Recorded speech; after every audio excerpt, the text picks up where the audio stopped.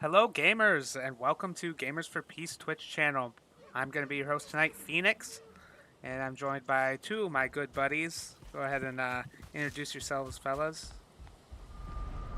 Hello, this is Sincerely V. Uh, I'm a gamer for peace. I'm a member of the FPS esports team. I think I still am, right? Coach, am I still on the Yeah. team? Yeah, Okay. you're still on the roster. Okay, I'm correct about that. I am still on the roster for the Gamers for Peace esports team, and happy to be here and talking about um, the military in Valheim. Like, Odin Daddy, can we have an MRAP? Right? Pretty please. Uh, Hey, and what's up, guys? I'm Mash. I'm the coach of the FPS esports team here at Gamers for Peace. I'm also an Army vet. A part-time Viking here on the Valheim server. yeah. Awesome. So, let's start with our Valheim plan of action today. Okay. Today, I was thinking that we might go look at the merchant that Sin had found like weeks ago at this point. So, because I have already went through and raided pretty much that swamp that we found. I emptied it out, but there is something neat I wanted to show people that I did in order to do that. Two things I want to show people. One is I already looked at it, but I decorated our stone house a little bit with some of our trophies. I just wanted to be kept awake at night, so there's a bunch of troll heads looking at our beds. That is When you get horrifying. lonely. Yeah, for when we get lonely, I just need someone to stare into my soul. The other thing I wanted to show people was kind of how I managed to get through most of the swamp. I think this was a really interesting technique for the game that I watched another streamer do. But what I did, if you're looking at the stream, Sin and Mash, I I'm not. built a fort around a crypt in well because none of the creatures in the swamp are big enough to take down this wall. So I built this fort, raided this crypt, emptied it out, and this served as a little jumping point to all these other places. Emptied out all the other crypts nearby, which was really helpful. And then all these flame thingies I dug out. And look, a Surtling core farm. So now I got Nice. a couple of these. And these had been dug out. So put a little bit of work in over the week. But I was pretty proud of this little initiative, and I managed to get through the whole swamp by myself. So I'm pretty proud of your freaking initiative, man. yeah, That's awesome stuff, dude. it worked out much better than I was expecting. So the only downside was having to run the iron out of the swamp and run it to the coast. That was I the can't only imagine pain that in was the a lot butt. of fun. Yeah, it was all right. I'm over here just trying to be the pretty looking one, and you're all doing work, making me feel bad about myself and shit. Well, you're doing all the political activism work that we all very much appreciate. As we all appreciated you being in Washington over the week. Why don't you tell us a little bit about that, actually, Sin? Like, how was that Okay. trip? Oh, well, the trip was awesome. It was. So, for those of us just tuning in to Veterans for Peace and Gamers for Peace, I was in Washington, D.C. covering the Deported Veterans Advocacy Program with Leave No One Behind mural project. It's an initiative talking about the problem. It's a major problem of how the United States government deports veterans that have served in their military, in the country's military, uh, leaving their family and everything they've known, um, under the premise or idea that these people that were serving to assist in getting them their citizenship and getting told a big FU on the backside and being deported. to places they may have never lived, or I mean, the stories that you hear run the gamut, and Yeah. like it would just take me way too long to go through all the different variations on these stories of betrayal. But went down there, met with 2 deported veterans who were driving an RV around and held a press conference in a vigil. You can actually catch the press conference on that I filmed live on this Twitch stream down below in our videos. It was a great experience. Met with the artists amongst other people, family of a veteran that's being deported, and it was an eye-opening experience. But it was uplifting seeing the outpouring of hope and the conversations that were being held, and seeing some movement with the assistance of Representative Chuy Garcia. So that was really hope-inspiring, gave me really excited to work on that.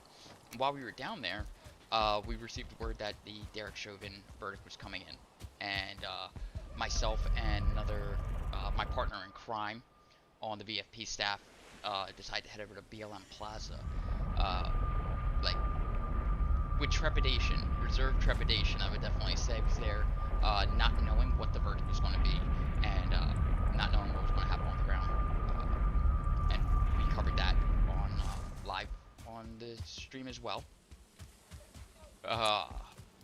Sense of relief, it was amazing hearing the verdict, Right. having some semblance of accountability for at least one of the officers involved. Even though that is just an individual level accountability, doesn't hold the system accountable or actually cause change. But there was a huge moment of relief and celebration that I got to see, and provide some coverage for, and then that was it. That was the trip to DC. It was amazing. Nice. Really great working with VFP people, and getting to highlight some of the other initiatives and programs and working groups and things that Veterans for Peace does. Because Veterans for Peace is bigger than just Gamers for Peace, you know. A lot bigger. Twitch yeah, it's a lot bigger, and it's mind-blowingly bigger. And on this channel, we frame it around the Gamers for Peace. We call ourselves Gamers for Peace, but we also really need to constantly shed light on the larger mission of the organization we're part of, and getting to do that just a little bit for the first time was awesome. I can't wait to do a lot more of it. Yeah. You know, one of these days we should just go over the structure of Veterans for Peace and stream, because I don't think a lot of people know how big it is and how much Veterans for Peace really does. So that's really cool would be really cool to learn. So, before we get chatting, it's starting to get dark in game, so maybe we should take a nap before we decide to head out. I loaded up on a bunch of rubies and amber and pearls and some coins. You got all the sellable stuff? I got not all of it because we have so much of it, so I only got a chunk of it. Where's the rest of it? Shit gets expensive. Right? It's at the first camp. All right. Okay, let me grab that now before we nap then. Yeah, good idea. What are we looking to pick up? All the it's at the first camp, Sin. The sellable stuff, the coins and rubies and amber. I've been keeping it all at the first camp. So Okay, it's did in. you grab everything over there? Because I've been just dumping it in whatever chest I could find. I did not grab anything that's in there. I don't think. I'm just doing a quick double check.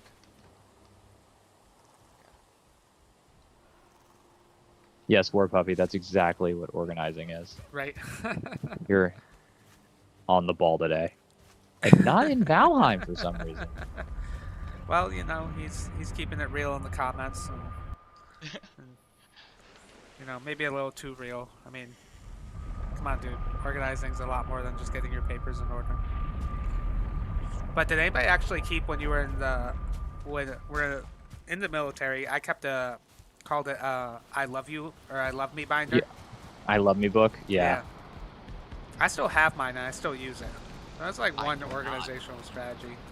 I never have- created that before. What is that? Somebody please join us. So basically, the way it was taught to me is basically that they're going to lose all of your fucking paperwork. And if you can't prove that you got an award or you went to a training or you did this or that or the other, you didn't do it because the paperwork doesn't exist. It didn't happen. Right. And so every single time you do anything, whether it be an online training or something that you want to go into your NCOER or a range qualification or a PT test, whatever, you put it in your I Love Me book. Yeah. It's you.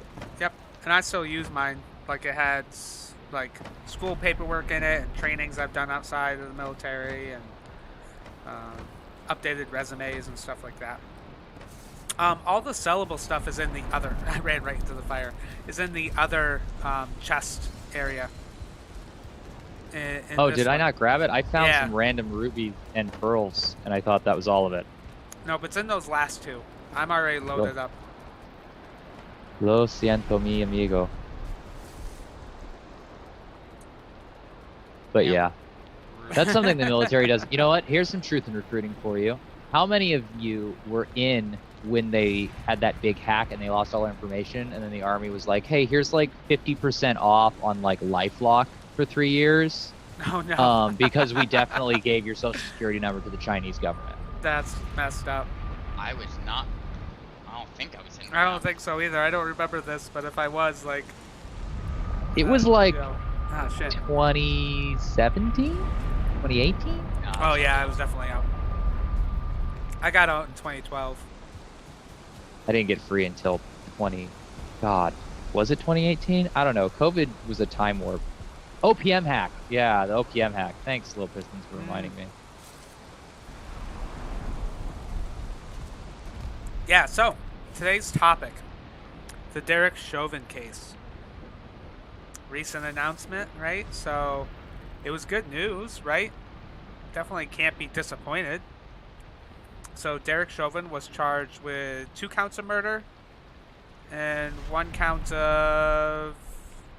Let me check my notes. Manslaughter. Manslaughter. 3rd degree, like 2 counts. It was like 2nd degree murder, Right. 2nd degree manslaughter, and then like 3rd degree manslaughter because of the way their laws are structured in Minnesota. Right. And he was taken immediately into custody after the announcement. So, because he was previously actually free out on bail. He was out on bail this whole time. It's kind of scary to think about it, Such a double standard. right? Bail is so classist, it's ridiculous. The whole concept. Either you're a flight risk or you're fucking not. One or the other. Which, man, I don't know. So,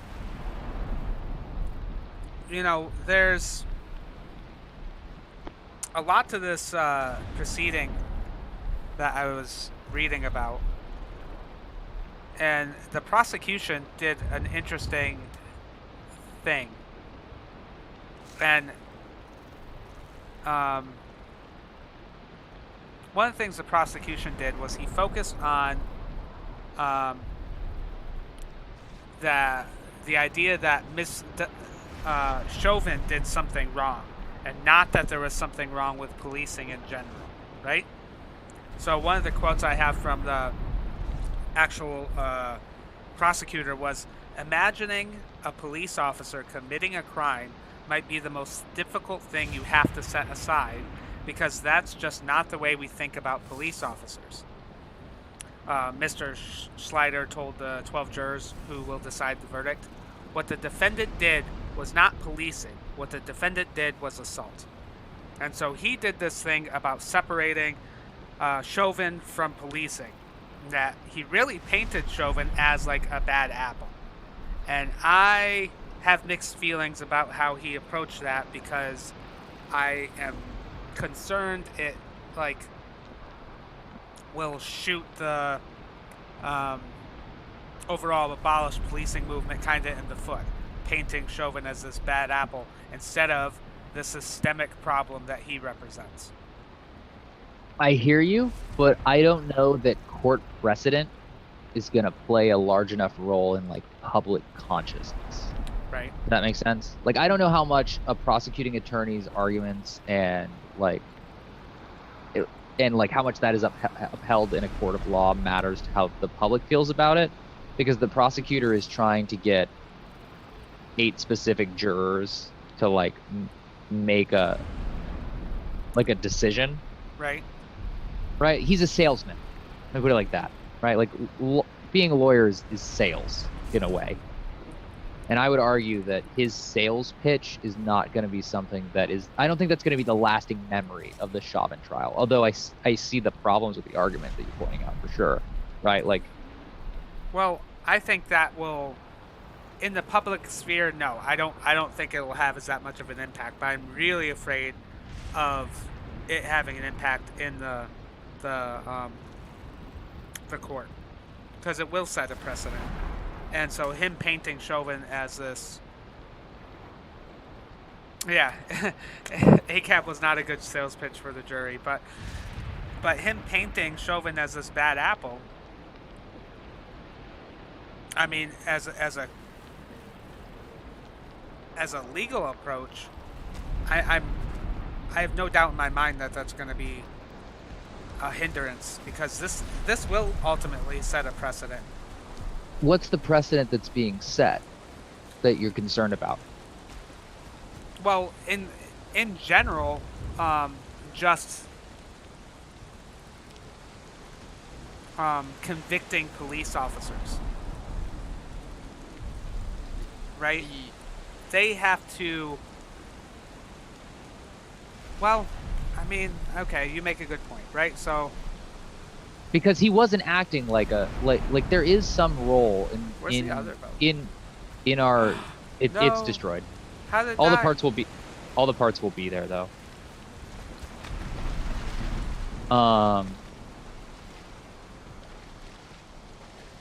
What was I gonna say? I was trying to think. Oh, so there in some reality, right? Like public defense, right? Like exists, right? Mhm. Like that, like in our society, we've decided that role exists, right? And he was, I think, what they would call it in cop speech, right? Within criminal justice, is he was acting under the color of the law, right? Like what he was doing was wrong, and the only reason he got away with it was because of his protection in uniform, right? Because people saw him as a cop and didn't stop him, Right. right? Because under any other circumstances, what he was doing was wrong. It was an assault, and somebody would have, you know, like if you had seen that on the street and that guy wasn't wearing a pig's uniform, you would have clubbed him over the head. Right. Ideally. Right? Somebody would have, ideally, right? Right. And so like I get the argument that's being made there, right? Like not only like this, he really did break the law, right? And I think that's where the prosecutor was choosing to focus his attention. If that makes any sense. I think you have to take the win that pitch gave, because he's also not speaking in untruth. In the eyes of police officers, he is an outlier. That is not how they're treated. Oh no. The three of us as outside observers with a military framing, understanding the training and warfare and combat deployments and all those things, he is the outlier because he got caught, and therefore he is a bad apple. And that pitch needed to be made in order to get a conviction, so that at least he was held accountable for murder. Unfortunately, while we as the population that are underneath this police state want to see the system on trial, in this case, before we even went to trial, it was already decided the system's not on trial because there were 3 other police officers there, all involved in the murder of George Floyd, and those 3 were let go, right? Had nothing to do with it. And then you had only Derek Chauvin, the actual one that was physically caught on video murdering a man, was the only one that was held accountable. So the system was never going to be on trial, unfortunately. And I think the outcome of the verdict is what causes mass movement. If it was a not guilty, we would have had a reaction if there was guilty but under some different precedent. We would have had a different reaction, and that's what would have been born out of it. But it's not the argument of whether Chauvin. The argument wasn't what was going to get mass movement.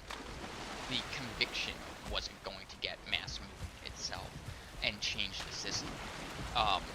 Yeah, I think you hit the nail on the head when you said the system wasn't on trial. Derek Chauvin was. And so, like, there was not going to be a systemic win that came out of this from the get-go.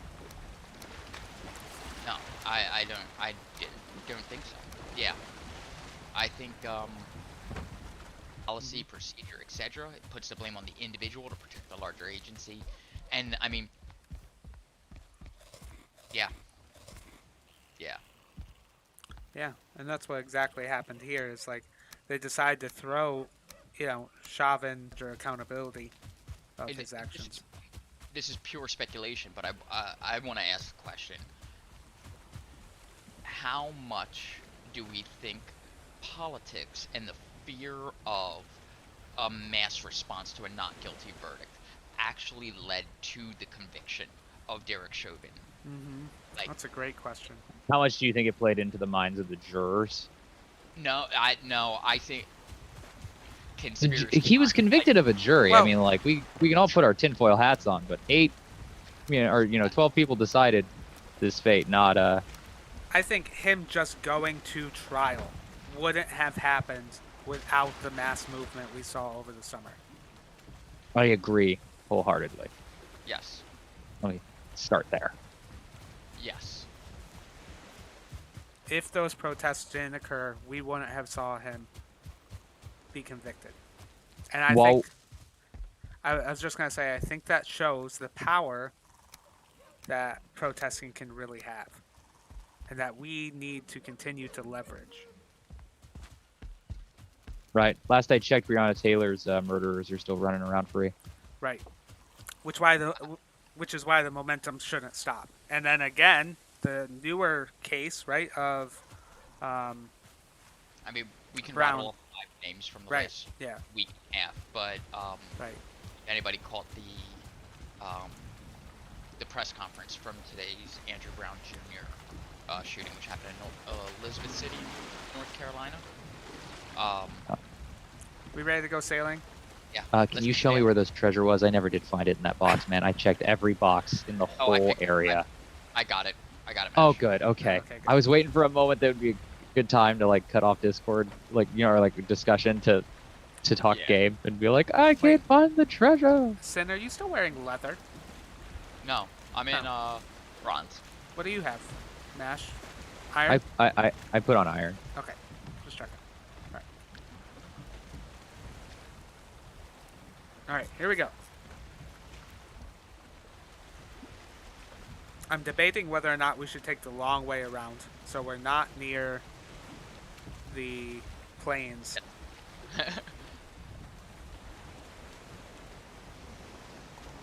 With all our treasure. That would be annoying, yeah. Let's take the scenic route. We got to talk anyway, right? Right. Yeah. Because this is a heavy topic, so everybody gets to enjoy a nice sailing trip. And Nice. Scenic. yeah. If we can go Boat ride. forward. There was a radio station I used to listen to as a kid that used to do a segment called Sad News Over Happy Music. And they'd play this like really happy music, and then they'd read out like the worst news articles from like the week. Oh, It's really bleak and messed up, right? But like FM radio, man, all right? Like Right? I don't hating know. myself here, but I didn't have a lot of fucking options in the morning, That like on doesn't the way sound to too bad. school. But it was pretty funny. I've always liked that juxtaposition. So peaceful scenery, horrible fucking topic. Right. So, how did people feel about Chauvin invoking his Fifth Amendment right to avoid self-incriminating? So he did not actually testify during Ooh, his yeah. own case. And I thought Yeah, that so was there's- interesting.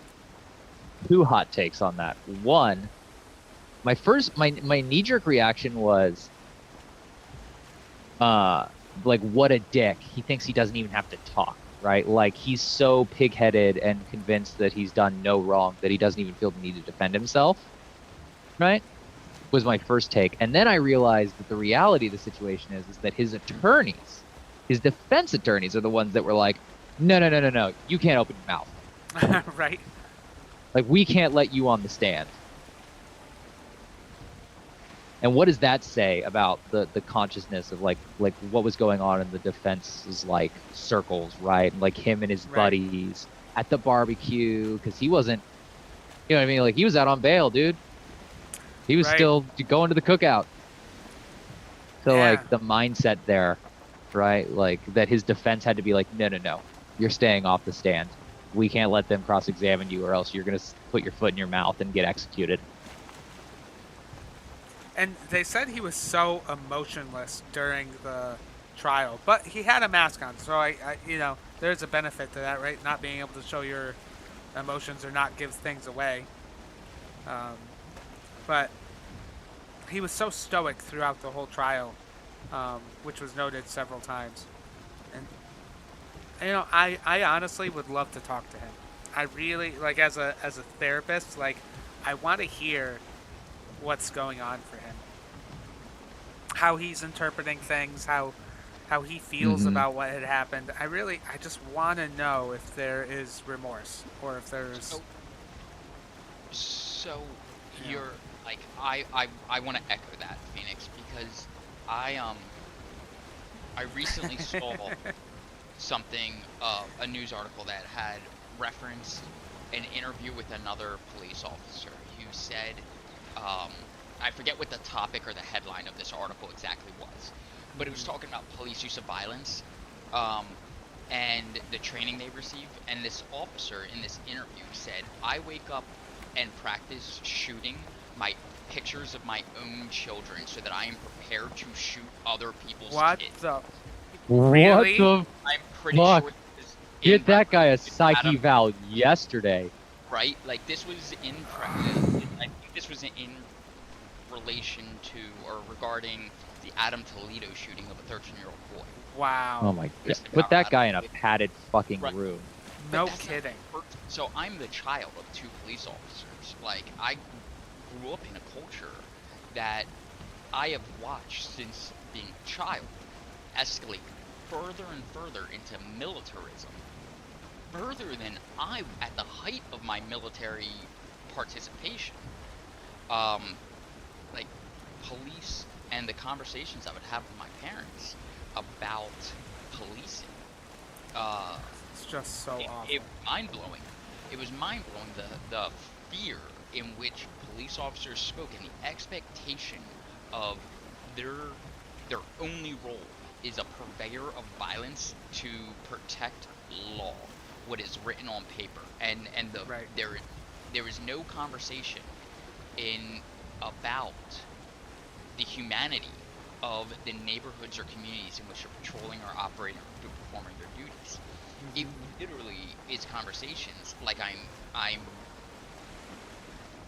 I expect police officers, based off the conversations I've had with police officers over the last couple of years, I expect them to be like getting meat tags before they go out on their first patrol, right? Like they graduate academy and they might as well get a meat tag because that's what's drilled inside their head because they're like, Wow.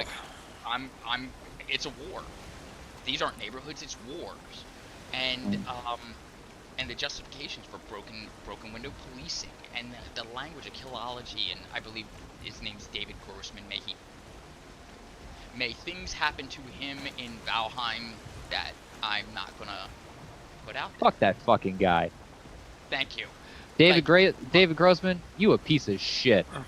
There. I just Like, yes, like the fact. So like, I bring up the militarization of my parents and as police officers, even after they did their time in service as military police in the Marine Corps, and they still went further and justified like their military position and separate policing position and that escalation of killology language, wolves, sheepdog, Do you, I, or sheep, and all of that. I just want to chime in, and do you feel like that rhetoric is actually worse than what we had in the military? Hands down. I Like, will. Having been through both, I can tell you right now, it was so much more fear mongering in law enforcement than it was in the military. Yeah.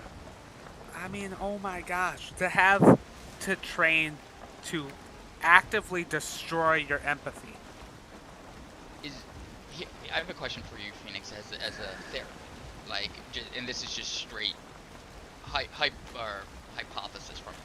Do you think the growth of killology and the extreme militarization of policing and all of that we're just talking about, is that an outgrowth of untreated and unhealed PTSD, fear-mongering from the military that, like, a combat vet receives and then is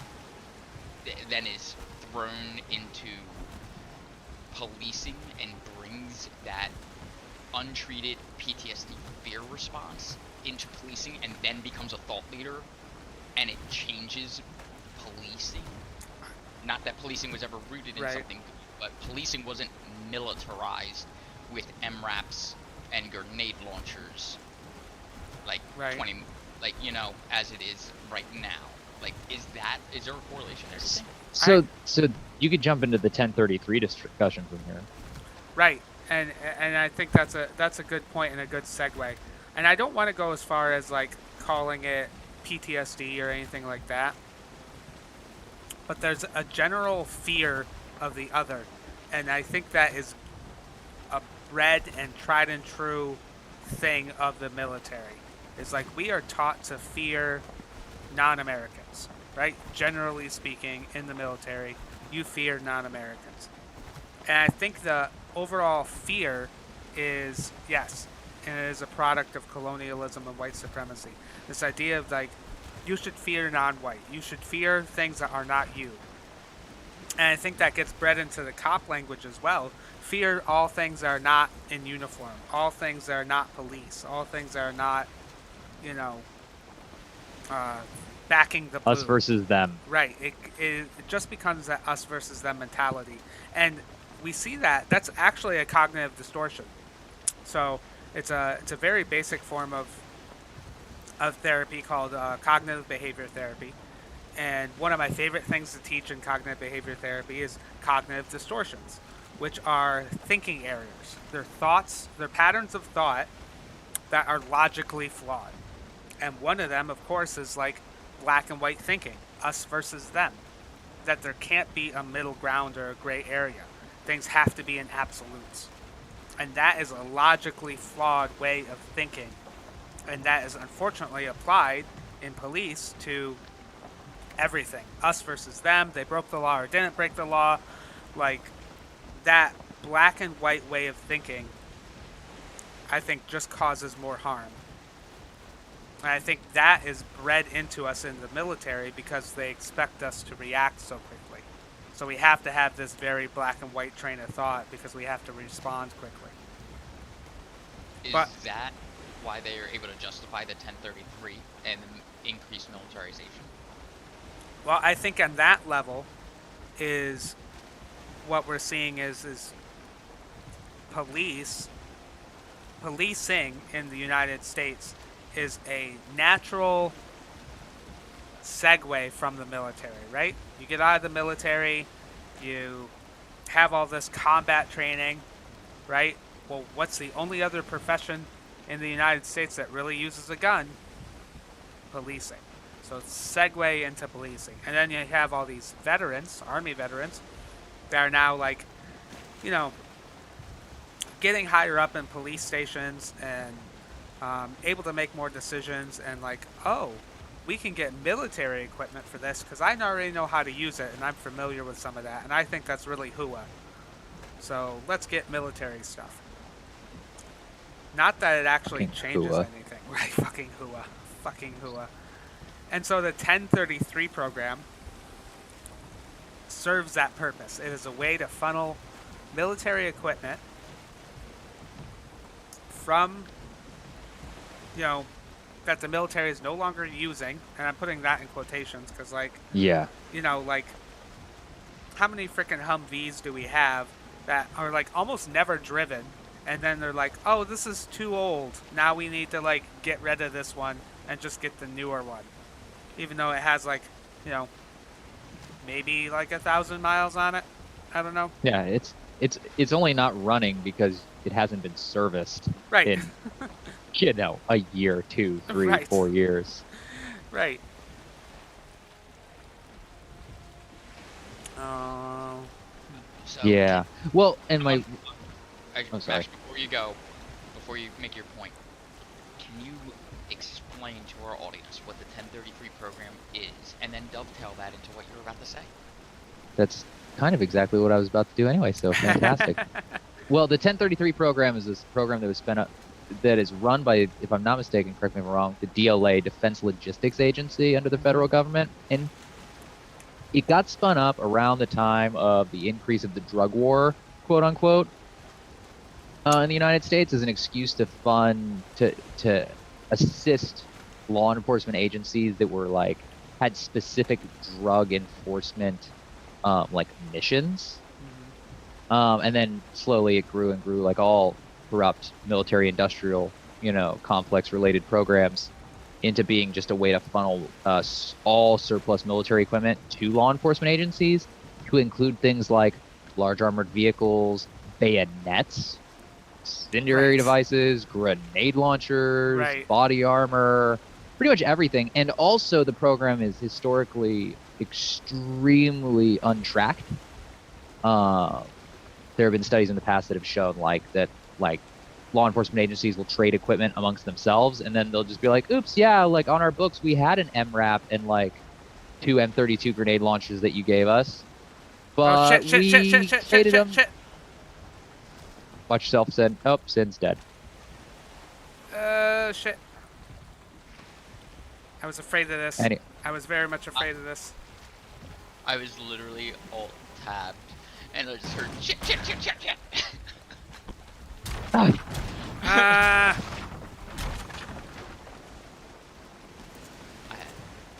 I will. Is my body in the water because it doesn't stay on the boat? Is it floating at least? Is it recoverable? Yeah, it's recoverable.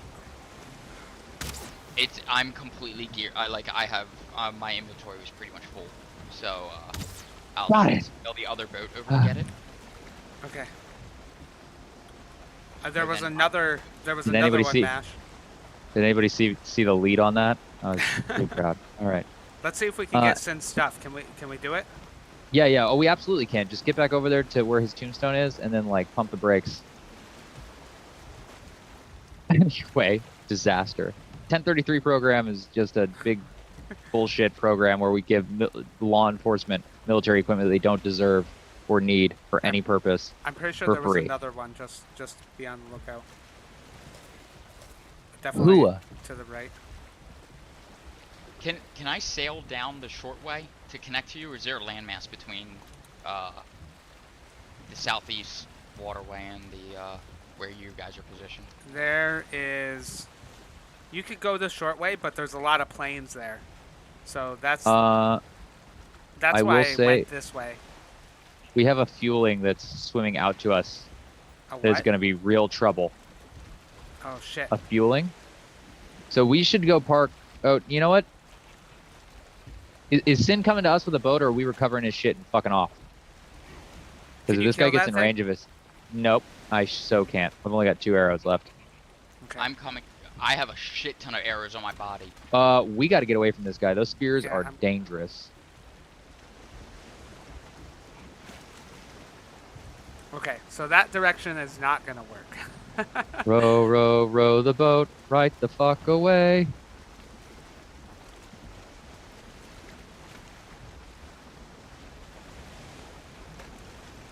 You guys remember the old Bugs Bunny cartoon? Stroke.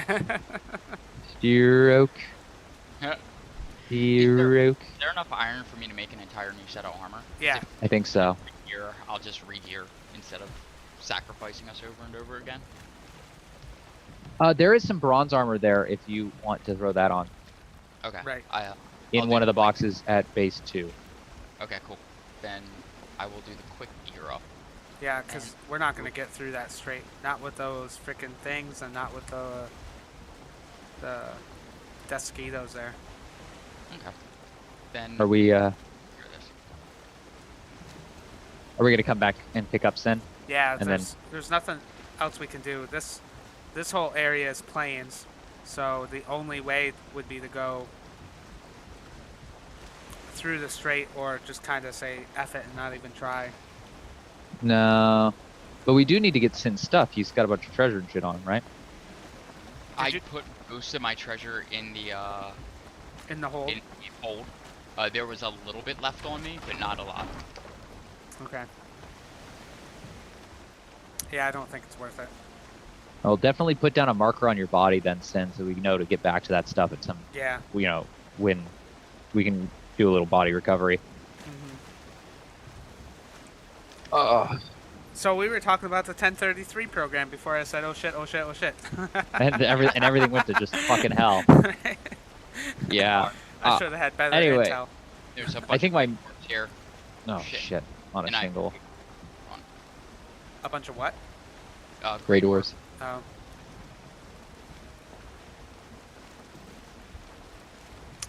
So 1033 program started. When was that? It was like Well- early 90s, right?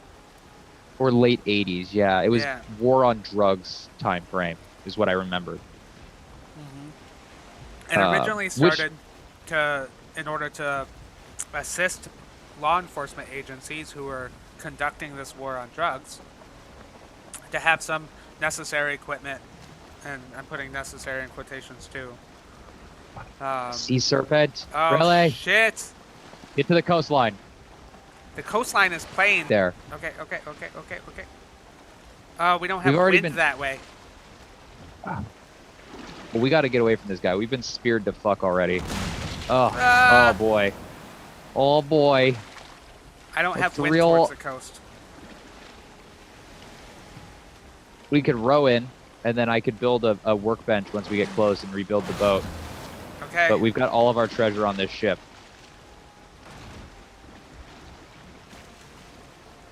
I'm monitoring our health. We're at 2/3.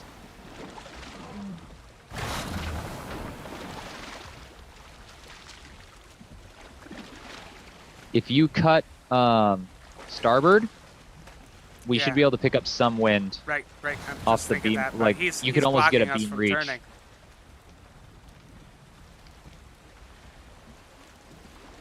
Oh, come on.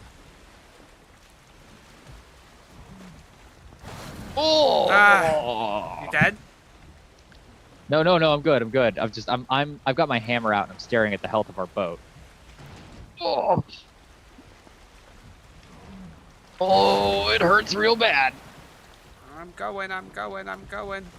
We got about 1/3.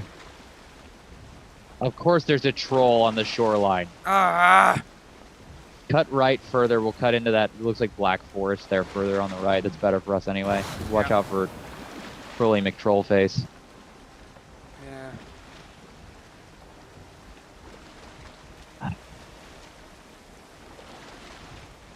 Holy Fucking- poop, dude. This leisurely sail has not been good for my No, fucking blood pressure. No. It knew what. All right, our pump the top brakes. I can conversation I can drop a workbench down on the shoreline. I'm just gonna take us right in the shore. All right. Oh, was.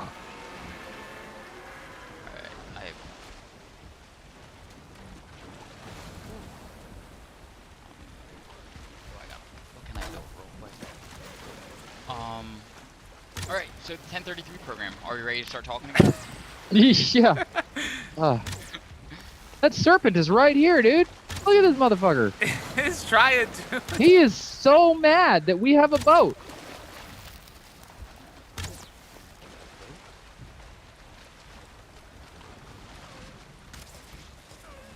I love him. Here, I love you.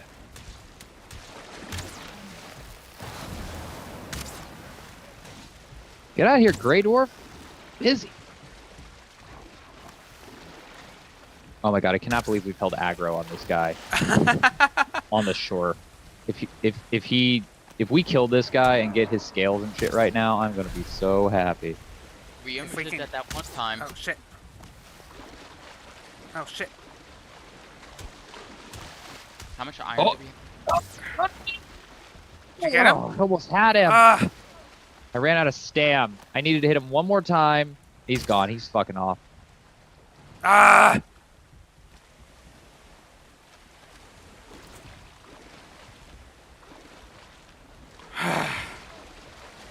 Almost, guys. You saved the ship, though, right? Yeah. Yeah. The treasure galleon is safe. I mean, That's it's probably pirate. why they attacked us. Because we have all No, this the treasure. game doesn't know that. It's just Are you RNG sure? Jesus being mad at us. Well, we should get out of here because there's a bunch of trolls. I was just, you can sail. I was just getting us off the fucking the rock there because it was every once in a while the tide was lifting our ship up and dropping us on a rock and. No es bueno. All right. Fucking 1033 program, huh, guys? Yeah. That's how messed up. If there's an illustration of the 1033 program, that's what it was. We're two frickin' Vikings with bows and arrows in a sailboat, and we were just attacked by a frickin' sea serpent that was completely destroying our boat. Like, it's just overkill. That's what I was kind of getting at. Like, and then when we go to shore, there's two trolls. Like, all that was unnecessary. They did not need Yeah. to do all of that to us. I love how that fucking program, like the time period that it came about too. This isn't like a super old program that just never got taken down either, right? It's like from the 90s, which means that people fucking looked at law enforcement in this country and were like, man, United States law enforcement, they firebombed entire neighborhoods. They've literally called in planes to fire rifles down on members of like civilian population, and they've done all these horrible things with the Right. tools at their disposal, killed all these people. You know what they need? Fucking armored cars and machine guns. That's what they need. So yeah, the military gets also, or not the military, the police departments also get like MRAPs, and hence the title for today. Can Odin get us an MRAP? Like, can I have an MRAP? I mean, I'll fight the war on drugs, putting that in quotations too, right? Like, I want an MRAP, and so I just want to illustrate like the 1033 program originally for the war on drugs, but then later expanded, and you could pretty much get military equipment for next to nothing.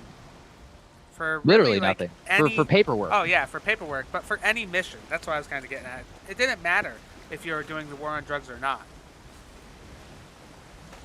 And so I actually, when I was doing some research for this topic, I was like, I wonder what my local area is like.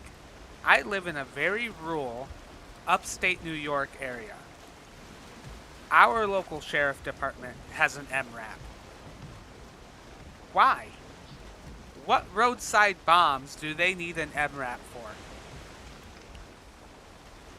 I just... Yeah, so for our listeners, right? I just realized when you said that. Oh, For what those is that an don't MRAP? know, MRAP is mine, like explosives, Right. mine-resistant armored personnel carrier, right? Yes. That's what the MRAP stands for. So that's what we're giving cops, not just armored cars, not just like a Right. police cruiser with some Kevlar in the door. No. Like things that are designed to withstand IEDs. Yeah. And it I just... rode in them in Afghanistan. They are not meant for roadways. They they are not, they are tactical vehicles in the sense that it is an armored it is the modern day armored personnel carrier. It is what you like, its hull. There is a hull, Hull. That's like a word that I associate with like ships, like large scale mobile fortresses.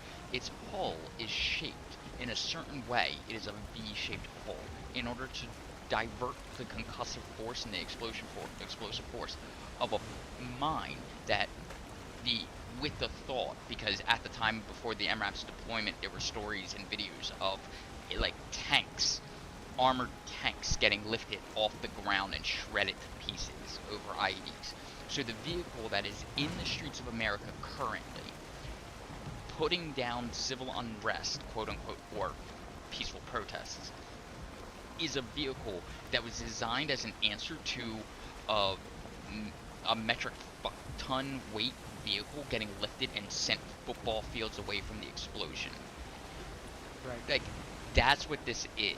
And now our police are rolling through towns. How do you drive this and not feel like you're about to go into war? The thing is anxiety provoking just to look at. To get in. Oh, and these things are huge, by the way. Right. They are bearcats and warthogs, and there's a dozen variation names for them, right?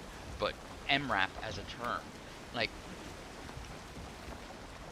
I've patrolled and stood in front as one of these rolled behind me because we had to walk these things in places, right? And it's intimidating. It should not be on our streets. I'm gonna say it one more time for the people in the fucking back that want to try to justify this. You cannot justify having this on American streets going down neighborhood roads. Right. It's impossible. You cannot do it. At the height of Bronx gang warfare in the 80s and 70s and everything, that is like all the video clips and things that justified the onset of like the police bill and the crime bill and all that stuff. You couldn't justify it then. And murders and violent crimes have been declining over the years, and now police forces are justified. Phoenix, your local sheriff's department has a fucking MRAP. Yeah. Have you ever feared for an IED walking around a college campus? No. And even when I was like in my more rural areas, right? Like the most I had to fear was accidentally like trespassing on someone's property and they come running at me with a shotgun. Like the classic get off my lawn kind of thing that you might encounter in a rural area, right? Like that was the only thing I had to worry about. And I think about those MRAPs, like when I deployed, our unit only had a few of them, but those things are just intimidating to stand next to, even if you know they're on your side, right? And so you know they're on your side, and it's still like it boosts your anxiety. So I think about the communities that these things roll into are already over policed, already have a bad relationship with police officers and units, and then you want to roll into their neighborhood in an MRAP. What message is that sending to your local community that you're supposed to protect and serve? And at a greater note, to link it back to Derek Chauvin, what message does that say to you about the community you're supposed to protect and serve? That's an excellent point. And the psychology for Derek Chauvin about this, like, I have no doubt in my mind he probably genuinely thought George Floyd was a threat. He probably genuinely thought he was like protecting himself and his fellow officers, and he probably genuinely thought that like this is what he had to do in order to protect the community, was use this excessive violence. But I think about how domestic violence abusers often use the same type of logic. It's funny you draw that correlation. For abusing their partners. I'm teaching them a good lesson. I have to show them, what the rules are, what's right and what's wrong. I hear that same type of logic when I work with domestic violence abusers. And it's just, it just still, I have so much trouble thinking about that when it comes to policing because it is so similar. Domestic violence abusers just happen to be on the other side of the law. But there's no difference in like the thinking sometimes. So Highly Sensitive Unicorn says that she doesn't believe that he genuinely thought that. I don't know. When I worked with domestic violence abusers, they more often than not, genuinely thought they were doing the right thing. Yeah, and I would echo that statement. Like this, some of the stuff you were harping on is like these guys are they're. I think that's the cusp of it, right? Is like he may have thought that he was like some grand like the warrior mindset worship in law enforcement is just ridiculous, man. Like I mean, like he probably thought he was some fucking Judge Dredd, fucking roaming lone fucking warrior keeping the fucking streets safe. Well, of course, he Like had that's to. the kind of self fetishization that these guys have, you know? Yeah, Super Destructo keyed up on what I was saying too about police officers disproportionately committing domestic violence. That's true. Something like 40% self-reported, if I'm Yep. not mistaken. Mm-hmm. My partner, Self-reported. her father was a police officer, and was very emotionally abusive to the family. Um, he was never physically abusive that I'm aware of, but he was emotionally abusive a lot, and I think a lot just of that power and control that he felt like he was justified in having. I think there's a lot of crossover, right? It's easy for us to try to like put a pin in like this factor. It's justified. He felt justified, and this is what he believed in the actual moment. There's a pin that we could also toss in and draw a direct string to that his training reinforced and gave him the belief that what he was doing was right because his training is rooted in killology. Then there's also the fact that he is inherently has a level of racism to him, like there because policing is rooted in white supremacy and racism, and he's opting in to perform the duties of that job in this society that is built on racism and white supremacy. So like, yes, he has there's all these external factors, but all of it at the end of the day combine and give him that look in his eyes when he was found guilty. That was utter surprise. It was stoic surprise, where like the eye can't lie. It's the window to the soul, and in his eye, there's, maybe I'm projecting, but it looked like surprise that what he's been taught in his X amount of years as a police officer in this community is not what. This is the first time that he's been held accountable and heard a community outcry and was held accountable to what the community wanted. And that was utter surprise because that's not what the training, that's not what the racism that supports it, that built the training supports. It's the surprise is cognitive dissonance. The surprise wasn't I expected to get off. The surprise was, but the state told me this is okay. My training told me that this was justified. My training tells me that I should be feared for my life because he was trying to use his head to get off the ground as I was killing him. My every movement that he does is a fear provocation, in which I think I would speculate that like a lot of police that self-report their like domestic abuse issues are doing and those that don't self-report are doing it out of fear that if they don't do it, that their loved ones will end up like the people that they're policing. A fear that any type of disrespect, like there's a lot of bleed over between respect as a police officer and respect to that authority, and disrespect from loved ones and family members. Like there are so many lines that like you could easily, or so many things you could easily pin and poke at and go, fear-based learning, fear-based training, abuse-based training in the way that police are taught.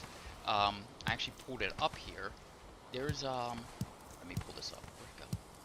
Here.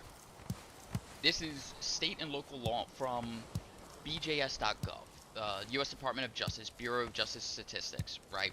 2013, state and local law enforcement training academies. I read the first paragraph of this, or excuse me. I'm gonna read 2 paragraphs from this, and this is just to kind of talk about what mention what I'm talking about.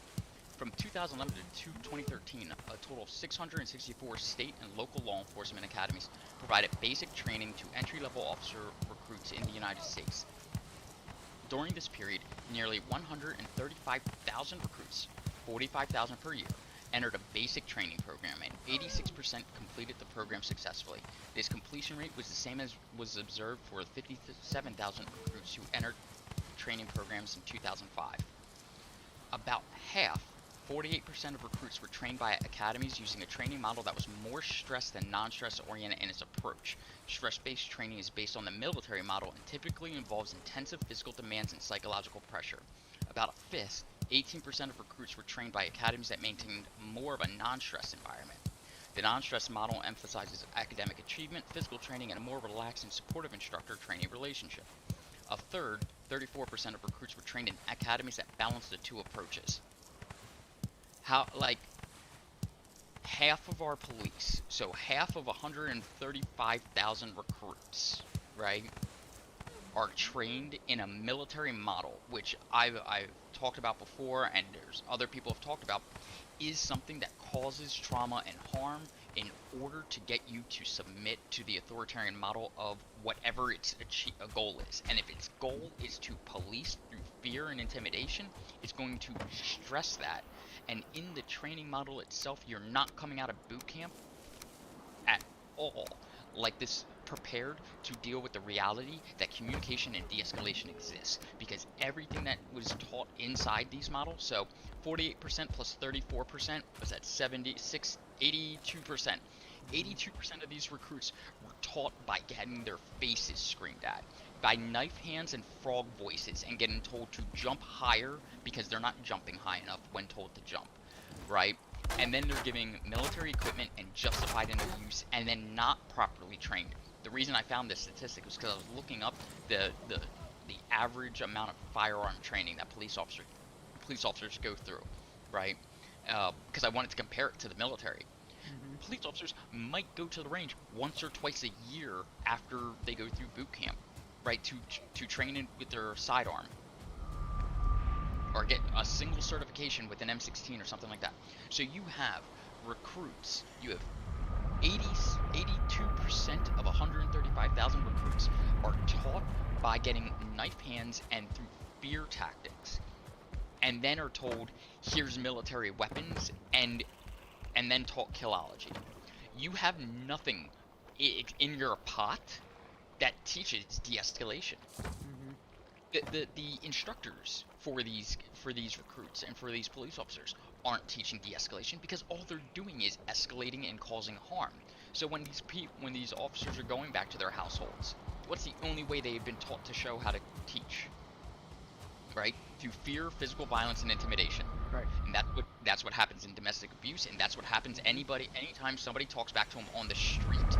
It is a disrespect to their authority, and it's a disrespect to the badge and everything that they know and has been reinforced. And the only thing they've been taught to respond with is through that fear response. Right. That was a long soapbox. Sorry for that. You're good, man. You're good. Right. Yeah. Super Destructor brought up in the chat, then they should have military rules of engagement.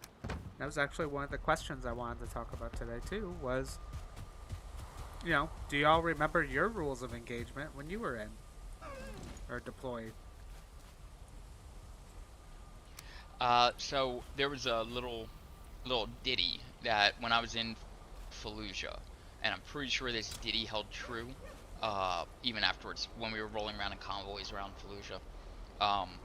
If you had a civilian vehicle approaching from behind, and they weren't following all the warn-offs, like you had pen flares, lasers, flags, signs, alarms, air horns.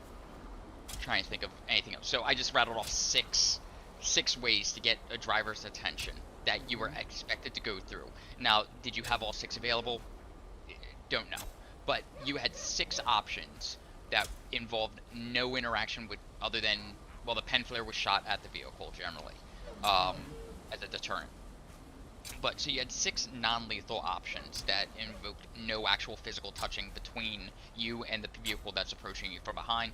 And then if they continue to approach after you exhausted every single one of them, and you had to demonstrate that you exhausted all of them, the ditty was ground, grill, grape. So you had a warning shot to the ground, you had a warning shot to the vehicle, and justified that entire process and show that you went through that entire process. And that was in Fallujah. Afghanistan slightly different. That was Fallujah 2007, 2006 and 2007. Like, after that, as far as I know, and from what I heard from veterans that were there after me, like, it was still the same. So that's a lot more than the like a lot more deterrent and de-escalation attempts than police are taught, because police are taught there is no warning shot. At least that's what I've been told by police officers. You don't No, you're very right. If you fire your gun, you fire to kill. Yeah, like there is no warning shot. You're not putting them around into the ground near That's somebody ridiculous. to get stopped. You're not putting it into the air. You're putting it into a target with the intent The to kill.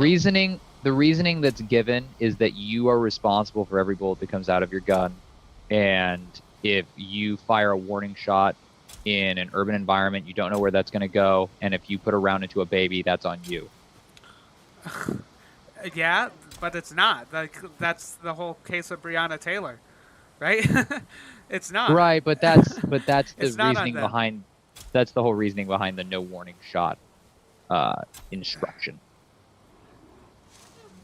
I ain't saying it's the truth, man. I'm just saying Right. it's what they say. I know, but when I was in Afghanistan, very similar things, right? And then even when we wanted to shoot, and no shots had been fired at us at this point, so let me clarify that too. We had to ask permission. We had to call in and say, hey, we have this going on, permission to engage. And that was like as a last resort. And in Afghanistan, they were very much allowed to have weapons. Like, people could have an AK-47 and walk down the street and be okay. That was allowed. And you just had to deal with that and And not we freak just- out and start murdering people. Right. Right, exactly. And more often than not, I saw that. Because, it was a home defense tool or whatever, American justification we use, right? Many times in Afghanistan and never had to shoot. Quick question for you guys. Do either of you have any more iron on you? There's 4 in a box, but that's it. That Okay. I saw.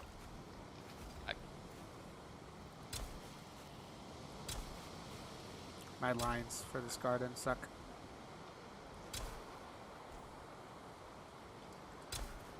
So yeah, 1033 program. So one of the major arguments for that program was that a lot of the equipment that the police get are officer safety equipment, right? Like, vests, helmets, MRAPs, things like that that don't necessarily pose a threat to people. However, so one of the studies that I gave everybody before the discussion, there was a rollback in 2015. of this program a little bit that restricted some of the more militarized items, like the grenade launchers and things like that. Well, that just prompted this study to look at, well, what are the officer departments that have these items compared to the ones that gave it up, and did they actually see a decrease in crime or an increase in police getting injured or anything like that?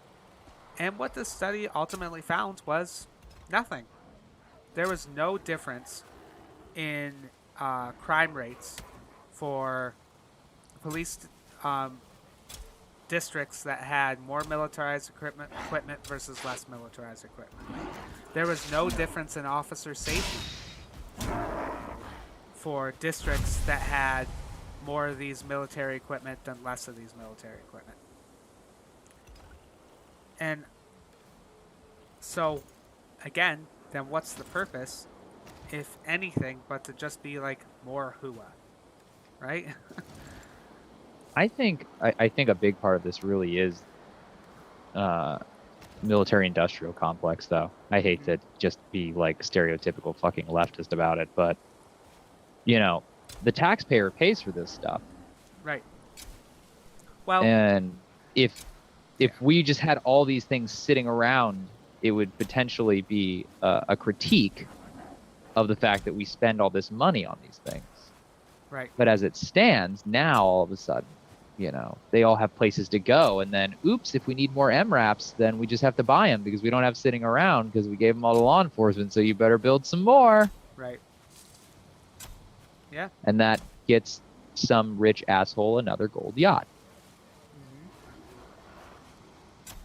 I mean, You know what I mean? Like, we live in a society where the dollar is the fucking king of everything, right?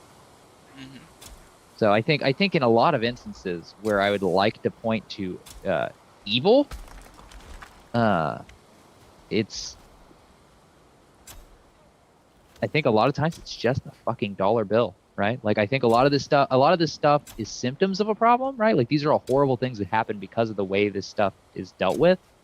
But I think on some level, a lot of it just comes back to they're not doing this because they all want to like be more, you know, like be the military, right? Like on the bottom level is, but I think on the other side of the trade is a whole bunch of people that are trying to make money, and they make so much money off of this that it's in their best interest that it continues. I think that's what I'm trying to say, right? Like yes, there's some 40-year-old police like captain who was in the Marines and can't give it up, and he's just like, oh fucking hoorah, oh fucking MRAPs, right? Like that guy exists. That was But a great also on the impression. I other loved side of it,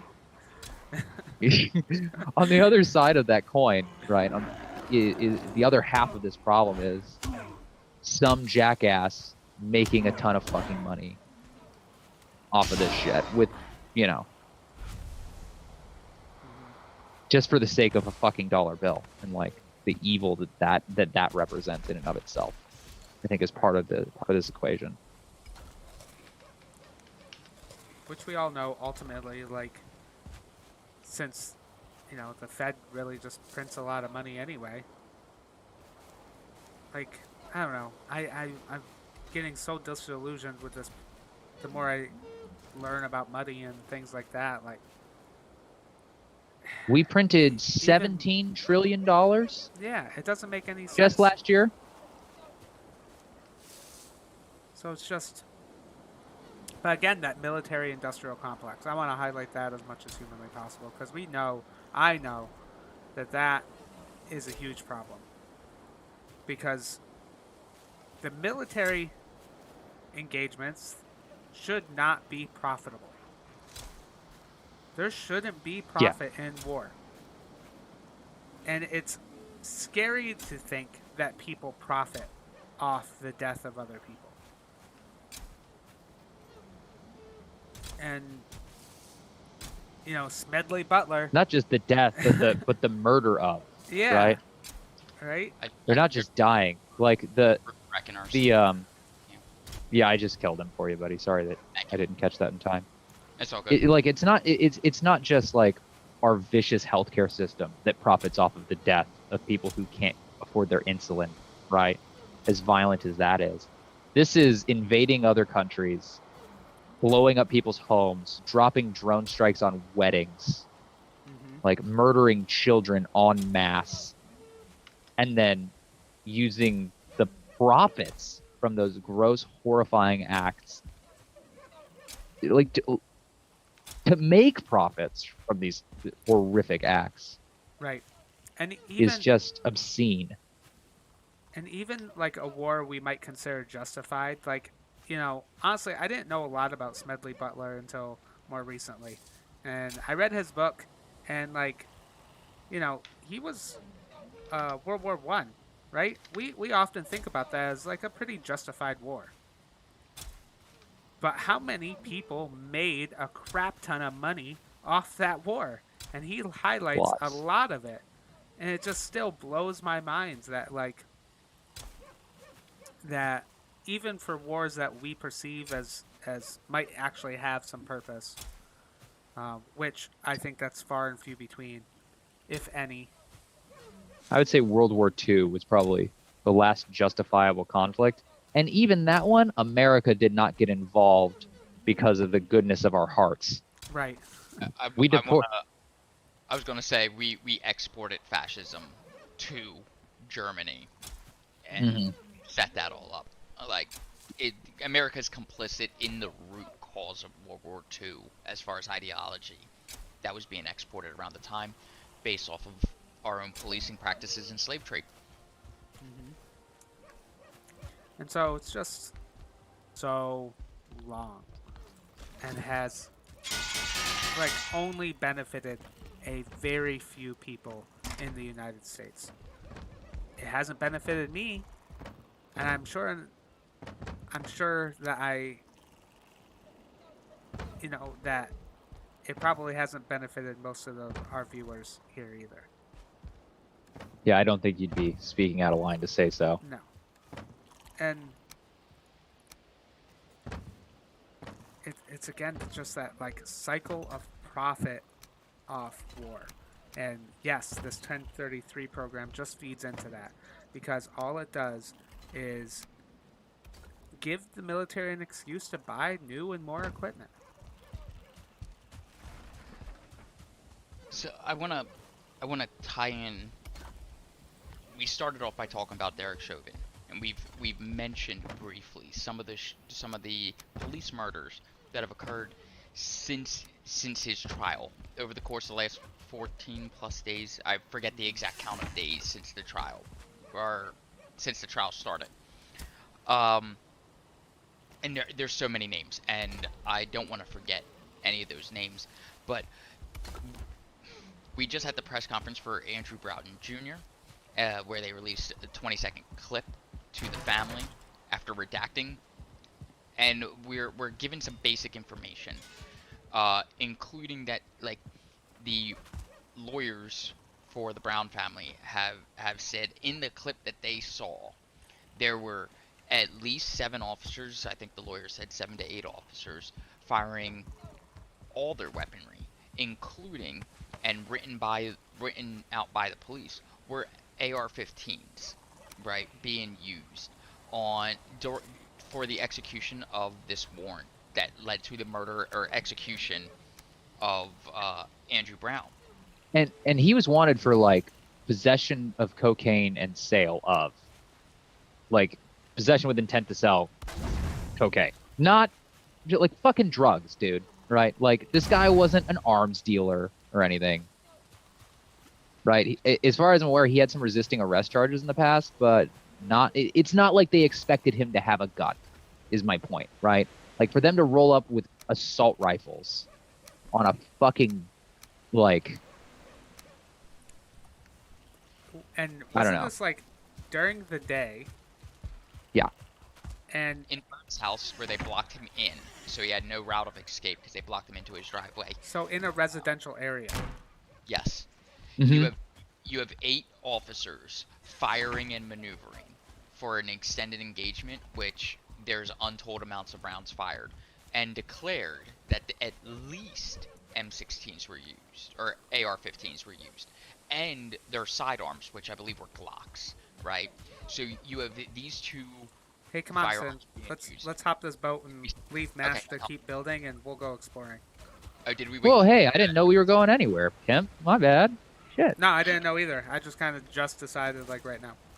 Oh, okay. I was like, damn, shade. No, Excuse I mean, me for you were prettying up the... you were prettying up the place, and I wanted to leave you some space and time in order to do that. And I was like, oh, I'll just grab Sin, and we'll go exploring and find a new landmass or something, because we need to find something new. We'll go do that. I'll continue doing what I'm doing. Are we going to step back out for the trader? Merchant? I think it's a little too dangerous.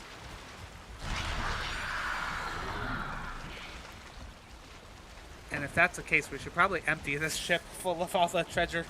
All the treasure. She interrupted me, actually. But, like, it's... The police are rolling around with more firepower than I rolled around in Afghanistan and Warzone. And they're executing warrants and and not and on civilians that aren't armed combatants and have not been declared armed combatants, that are not for opposing war forces or fighters or states or anything like that.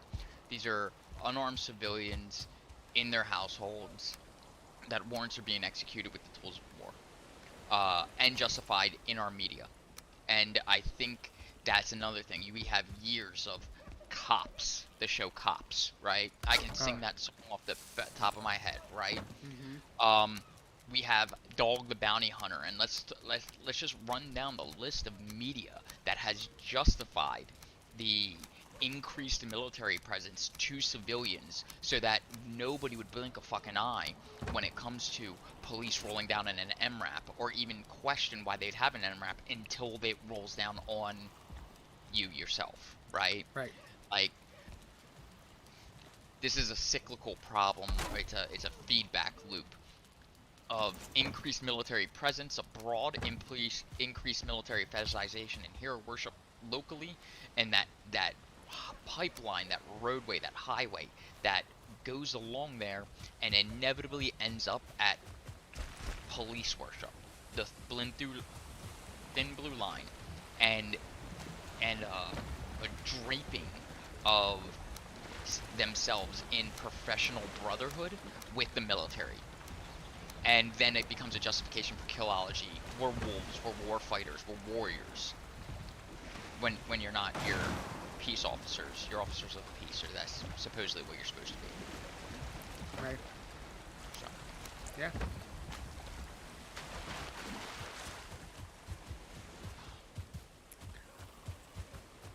All right. Let's do some Valheim stuff. Yes. We talk about such heavy things sometimes, and I'm getting like so bummed out from all the heavy stuff that. Are you? Hey, wait. I'm just turning around. I'm not leaving you. Don't worry. I thought you left me behind. I was like looking at that, and I'm like, oh, Sin really left me. He got so caught up in his stuff, and he just like hopped this boat and just ran off. I'm trying to be nice for you, and I'm back. it's not having any of that turnaround. All right, there we go. Did we ever get those nails that were over here? I don't see them though. They're not there anymore. Wonder if they got. Or did they change the like derez, like the things despawn now? I don't think so, but I'm wondering if they moved with the tide or something. I mean, that could have happened. You have so much faith in this game engine. Maybe too much. No, I'm pretty sure they're gone. Well, unless someone picked them up. No, they were deep. I was trying to do the jump into the water and spam grab, and it was not working. So they're gone. Well, that sucks. Yeah. I emptied the boat from the treasure, but I think we need to find a new landmass to work from. We need a new swamp so we can still get more iron. Are we gonna go colonize? Is that the call? Yeah, we're gonna go colonize. Yeah, I've really been bummed out lately, and it's just been one just sad thing after another, and I have so many things to be thankful for in my life. But I mean, even as like, I don't know, even the things I'm thankful for have a lot of privilege behind them that I know I didn't earn. And that others should also have.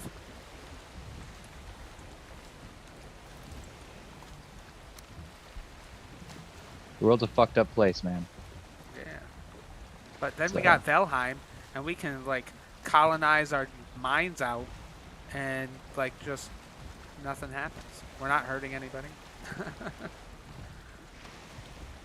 All right, I'm thinking, Sin, that we should head like this way. Alright.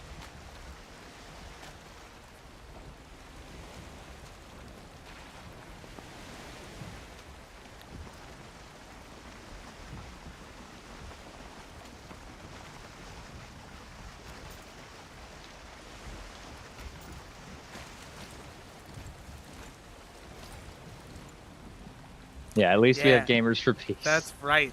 And that's the thing to be. This is supposed to be fun. Like, I've said this before, and I said this a lot when we started Gamers for Peace, that, we can't forget the fun aspect, the advocates, and have fun. Yes. Yes, we can.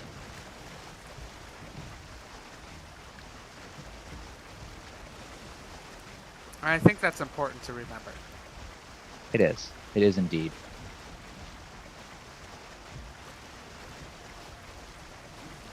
You gotta be able to compartmentalize to a certain extent too, just to survive in today's day and age. Mm-hmm. It's hard to parse, enjoying things with the reality that is the world at large, But Yeah.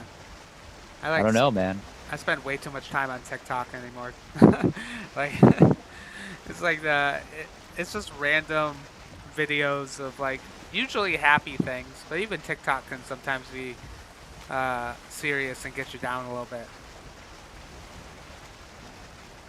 Little escapism. Yeah, a little escapism. I when I talk to clients about like anxiety, I tend to frame coping mechanisms into different categories, different tool sets that, these different tools serve different purposes, and you should utilize a different tool for a different purpose, right? So if you have an anxiety that like is something way beyond what you can control, sometimes distractions are a necessary tool. Things that just get your mind off from that anxious thought. Especially if there's nothing you can do to influence it. And so there is a little bit of like escapism or distractions that are necessary to combat those types of anxious thoughts or fearful thoughts. Mm-hmm. And then if it is something within your realm of control, how do you calm your body enough to think about it logically? So that's where you do like deep breathing and meditation, and sometimes exercise. Cardio can be a great way to bring your anxiety down, because you're feeding that fight, flight, or freeze response, and you're just kind of satisfying it by going for a jog. And then like there's also things that might not be within your realm of control, but things that you have to kind of sit with. So I think about like when I get work, being able to sit with it for a second and allow that emotional wave to kind of pass by, and then allowing yourself to realize that was then, this is now. And using like a little bit of a mantra to kind of remind yourself, I'm a different person. I don't have to be that again, or things like that. And honestly, that's kind of how I cope with a lot of my military experiences. Like, I pride myself on being a very different person at this point in my life, but sometimes those thoughts, they just get you down about how you were complicit in the same type of stuff. That even like, if we want to take it to an extreme, that Derek Chauvin was complicit in. How many people did you deploy to Afghanistan with, or Iraq, that had that killology mentality? And even How though, much did you espouse the same right, thing? exactly. And you just, And so when you have those types of thoughts again, you just think about how much I've grown and all the progress I've made from that point in my life till now. And I'm so thankful that I was able to escape that mentality.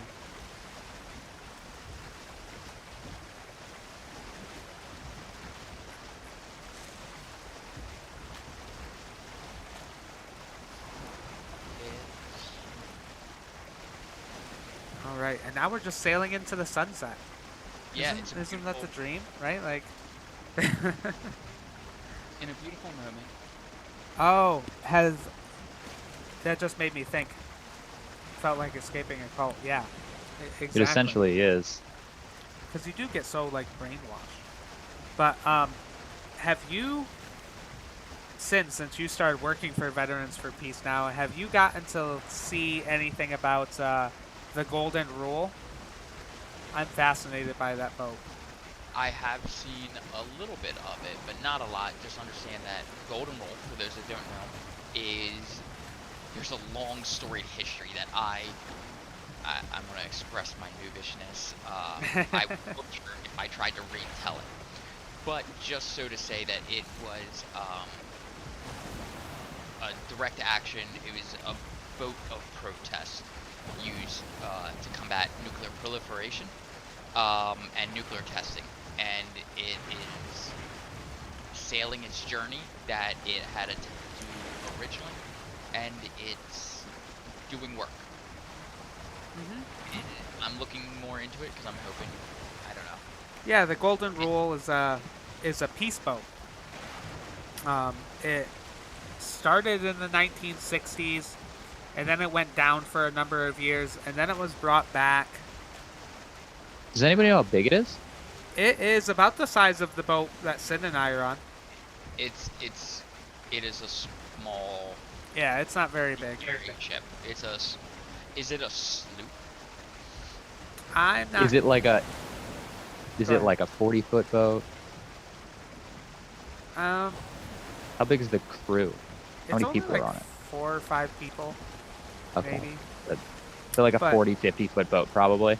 But yeah, That's nice. they will actually, I think, start sailing next year, and will be coming up to the Great Lakes. They'll be sailing through all the Great Lakes at some point, and even crossing over into Canada. So you're gonna do the Great Loop, the Golden Loop, Yeah. go down the Mississippi. I don't think they'll do that part, but they're gonna because currently now they're in Hawaii, so they're gonna sail all the way around up to the East Coast and up the East Coast and then into the Great Lakes. Oh, that's a brutal sail. Right? You know what, Sin? We should have brought a stuff to make a portal with us. That would have been smart. That would have been smart. Did you Too guys smart. not bring stuff to make a portal? No. I'm not that smart. Military intelligence at its finest, you know what I'm saying? Look, They always said it was an oxymoron. Right. There's a troll cave. Mark that on the map.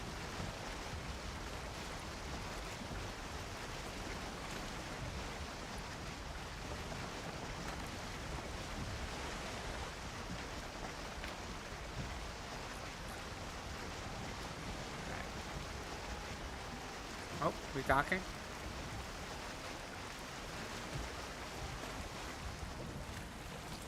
trying to not wreck us.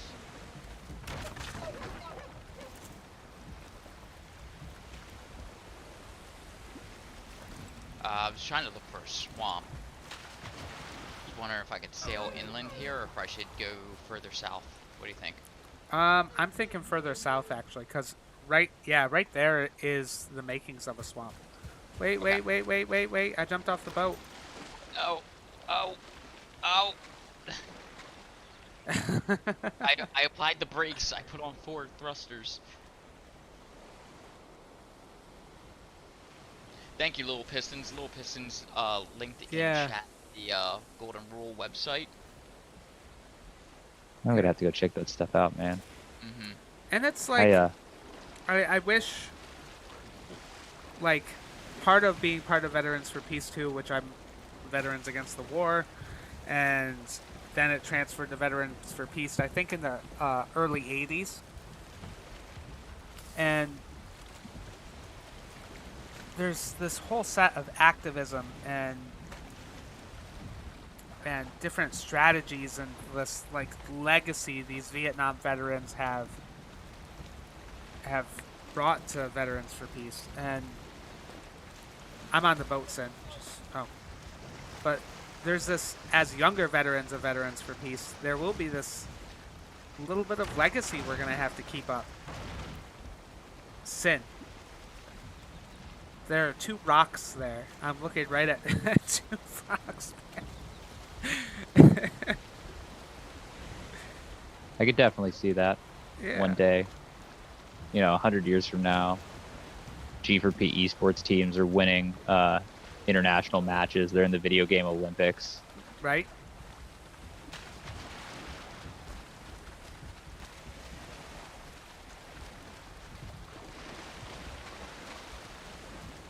Letting the Marine drive again.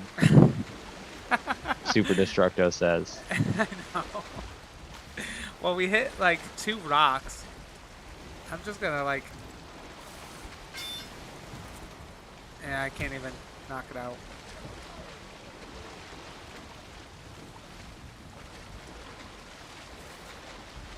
How do you drive in real life, Sin? You know, I bet he's a fantastic driver in real life. Sin, you've been muted. I don't know if you've been talking. I've been talking this entire fucking time. Oh my god. I hate that so much. I'm so sorry. Like, I mute myself so I don't talk over you guys, because I, like, you Right. guys make such great points. I'm just like, oh, I wanna hop in. And then I crash between 2 rocks like the Evergreen blocking the Suez Canal.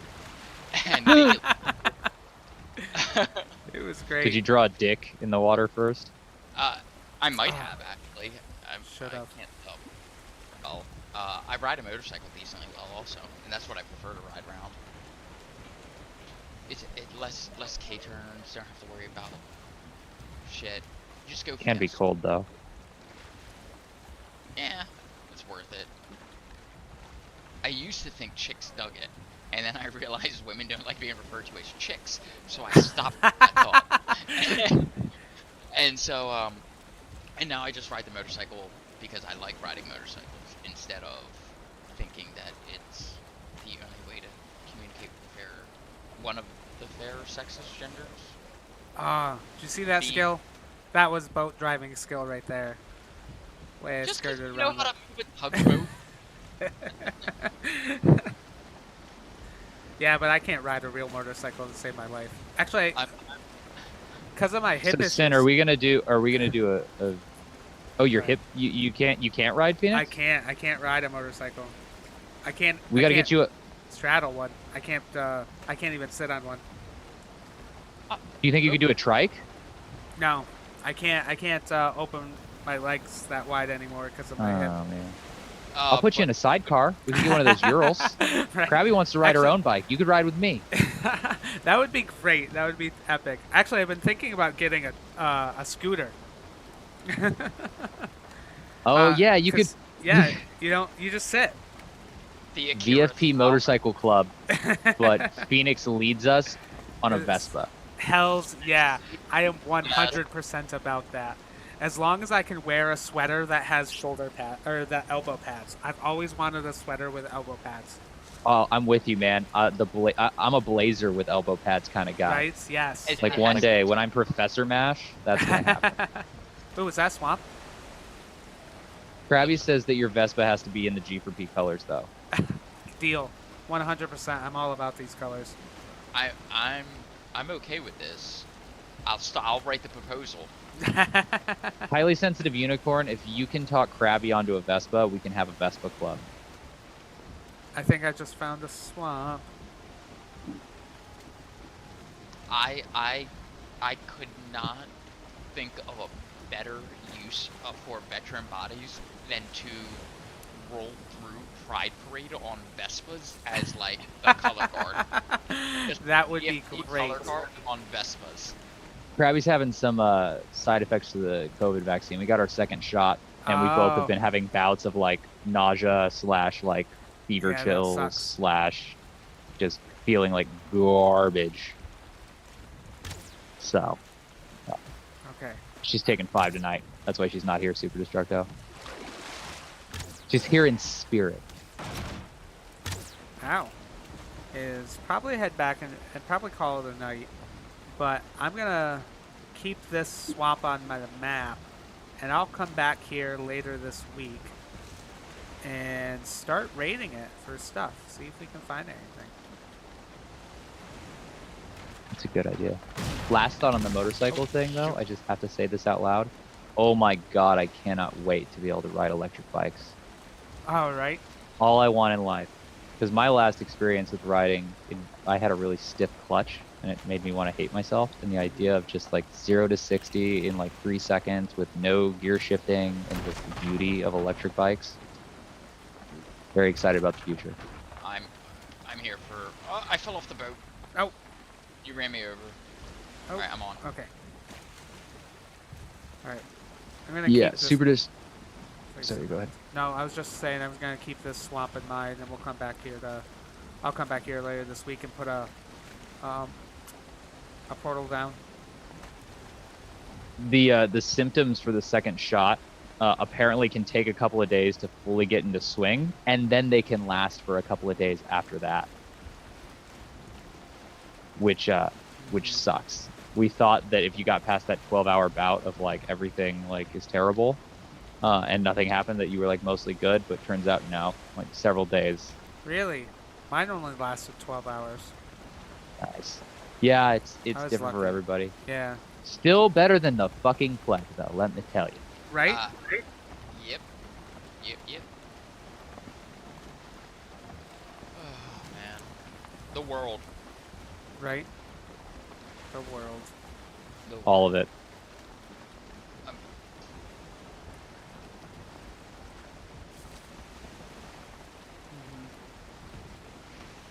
Oh, The that's a rock. end of the world as we know it. It's the end.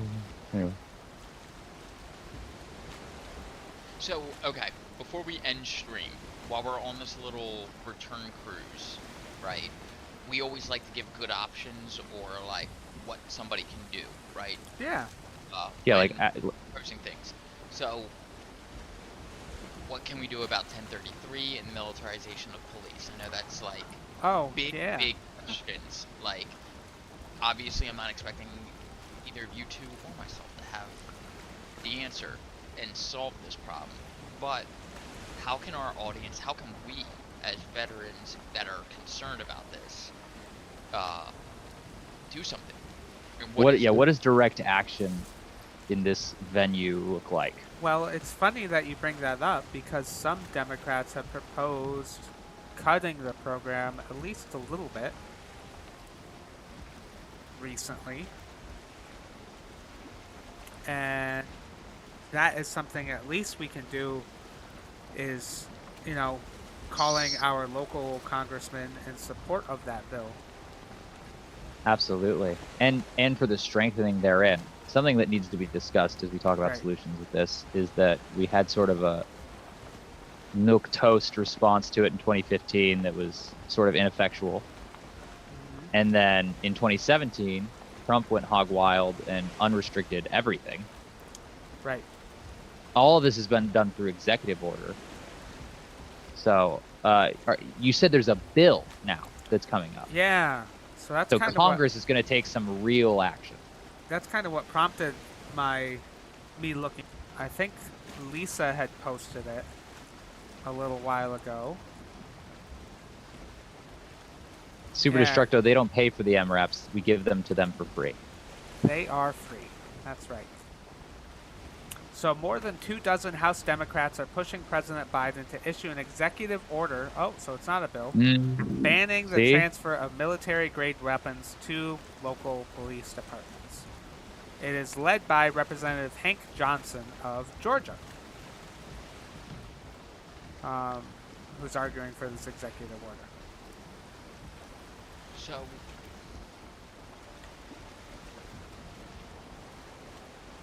call your reps, apply pressure, push Biden left, at least get the executive order. Executive order is better than nothing right Sure now. is, but I think Super Destructor says he has an easy answer. They have an easy answer to fund the police. They should not be receiving enough funding to buy an MRAP, and I agree. Like we said, they're not buying them though; they're giving them for free. I think defunding the police is too. it's our ultimate answer to the end of all of this, right? I Is think that police as we know it in this country should be an entirely different it should be completely torn down and rebuilt as an entirely different set of like 4 entities. I agree. I was going to say that the call shouldn't be to defund police because that keeps the power structure in its role. Police should be abolished and replaced with actual services that meet the needs for what are being called for. Police currently are expected to wear too many hats. Police aren't trained to be therapists, and yet they're expected to be able to de-escalate, recognize mental crises and properly handle a situation. Um, police, like, and that's mental crisis, that's domestic abuse. I mean, firefighters are emergency responders. EMTs are emergency responders. Why is there not emergency responders for mental health? And I mean, there's MASH said it, 4 agencies. MASH, what do you think those 4 agencies are? Like, what's the split that you're thinking of? Yeah, so that was sort of just a number I was throwing out there, but that's definitely one of the major splits. Okay, so here's my king for the day thing. Like we do on FPS Fridays. It would look like something like an HRT response unit that's an actual tactical weapons unit, and that's all they do is deal with like active shooters in schools and things like that. And that's all they do, and they actually train it, and they do shoot houses and shit, and don't train with their guns once a fucking year. Right? Because there is a small, like, there's a, and I think that's where we constantly lose this, like we lose people on the center. Even with this, is that like, yeah, okay, so there is a problem with people shooting up schools, and somebody with guns needs, like, we need people that can handle violent situations, but it's not an entire fucking police force. We need like 6 guys on shift at any given time. Right. In an entire major metropolitan area, right? So that would be one aspect of it, and that would be the closest to real policing. And then mental health crisis. I can tell you from my experience in law enforcement, the overwhelming majority of people that end up in our jails now are people that are off their meds, man. Like, most of, like, a lot, like, if you're a custody officer right now in America, you are a mental health worker.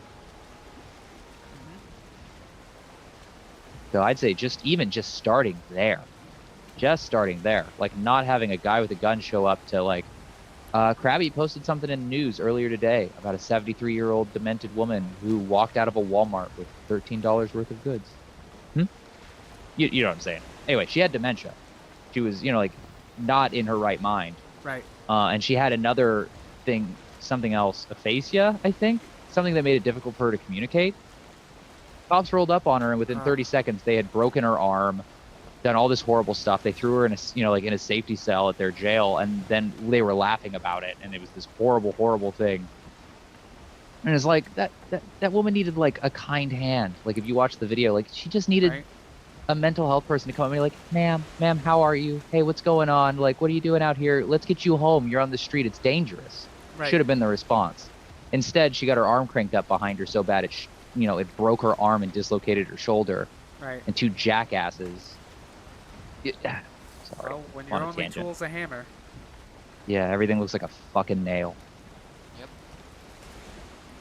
I just want to tangent. Sorry. For the day, society in which the proliferation of guns is so great that there is a population willing to use those guns because of the militarization of our civilian side, that there has become a need for a QRF force for active shooters, right?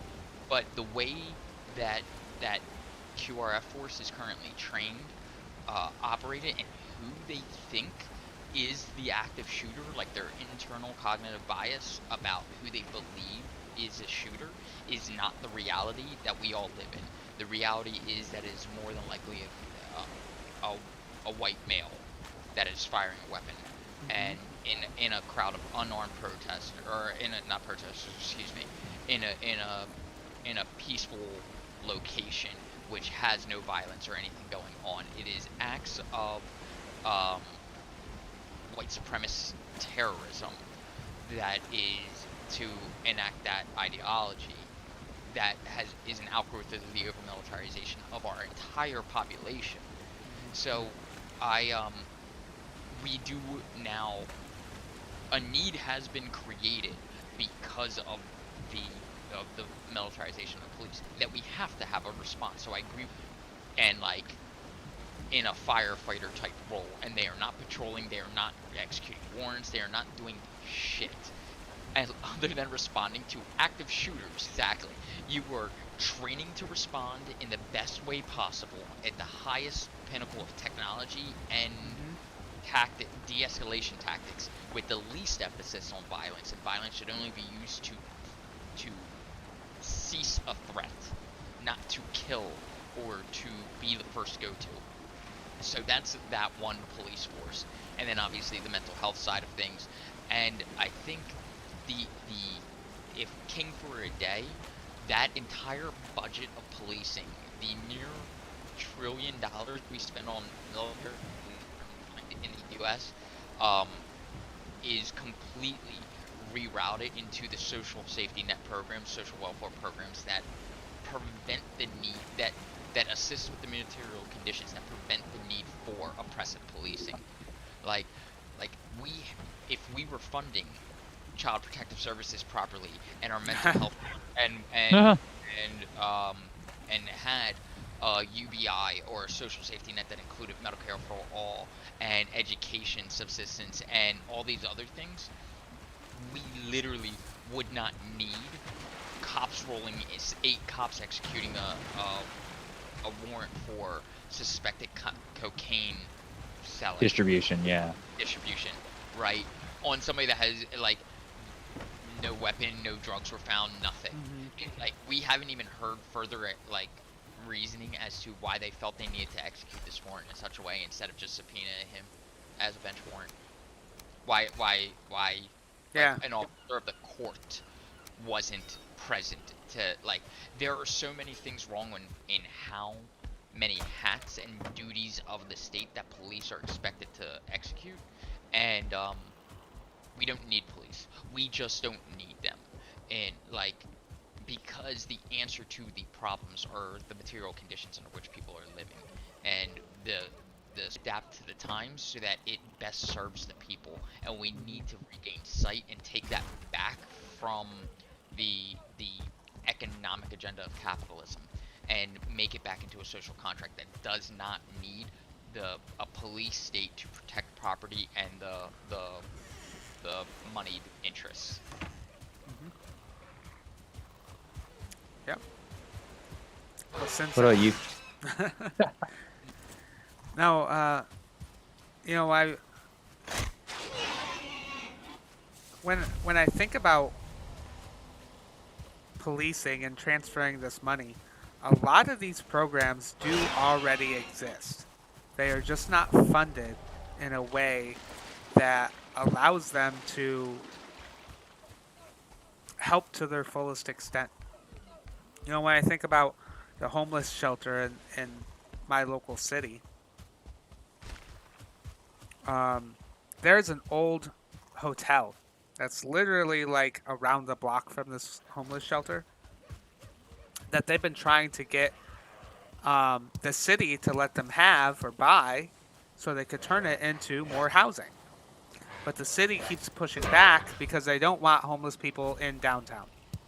Like, that's the bottom line of it. And it's just Because they're not, because in the eyes of the city, they're not fucking people. Right. But it's just this mentality switch. This homeless program that gets a lot of funding from the state in order to run could even do more if the state gave it more money and allowed it to do its job instead of putting up all these barriers. And so I really think this transfer of money from policing to a lot of these programs that already exist would be an easy step. Would be a very easy step. And,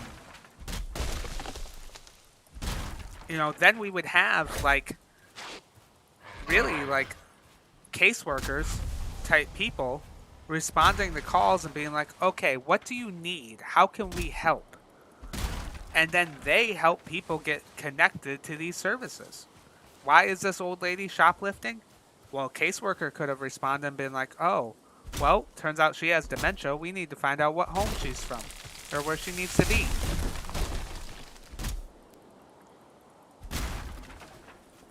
And it doesn't need to be people with guns.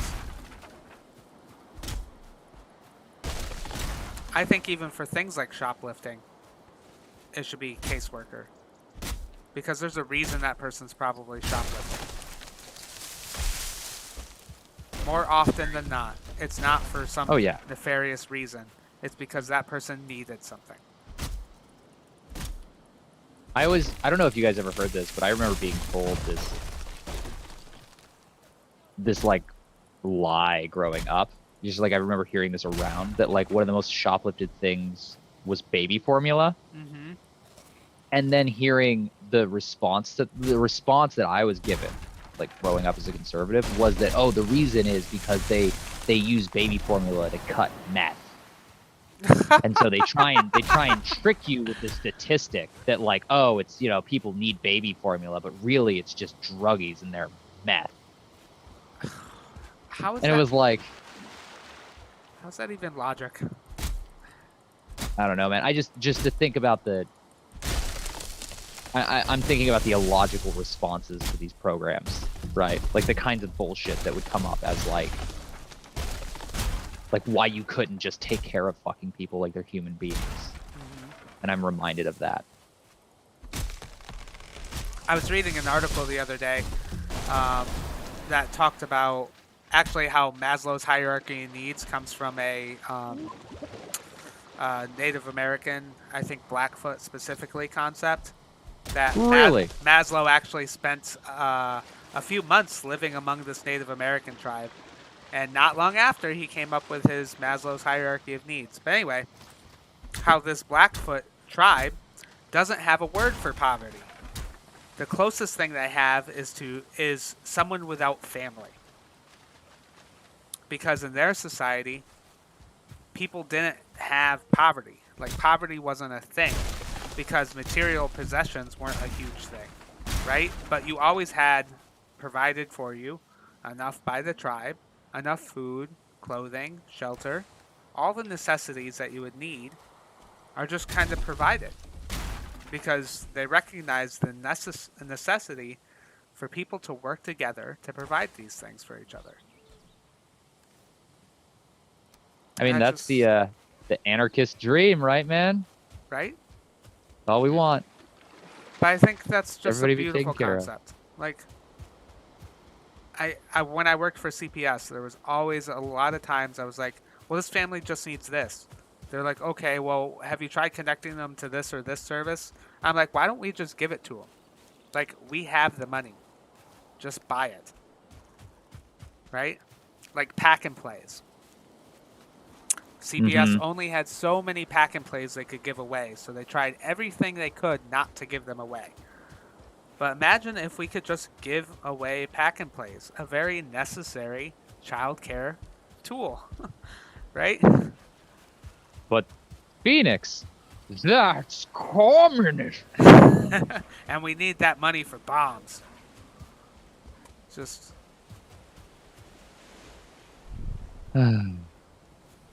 is someone on the boat? America, you so crazy. Never mind. I actually just revealed more of the map. I The realized pearl, I'm not getting my body tonight. the pearl clutching at just taking care of fucking human beings never ceases to amaze me. For sure. All right. Well, again, like there is hope. Like I think there is hope on the horizon, especially with some Dems pushing this bill. Though I don't trust them to follow through. It's probably half a political stunt and half. Maybe there's some truth. Maybe some of them do actually want that, but I think there's still some hope of pushing that type of executive order. It's been done in the past. Joe Biden's predecessor did something similar, though he could have done more. So I don't know. It seems plausible, especially with the advocacy today against policing. I think that Joe Biden probably will follow through with something similar. Probably not, of course, as much as we'd like, but it'll be something. And hey, progress is progress.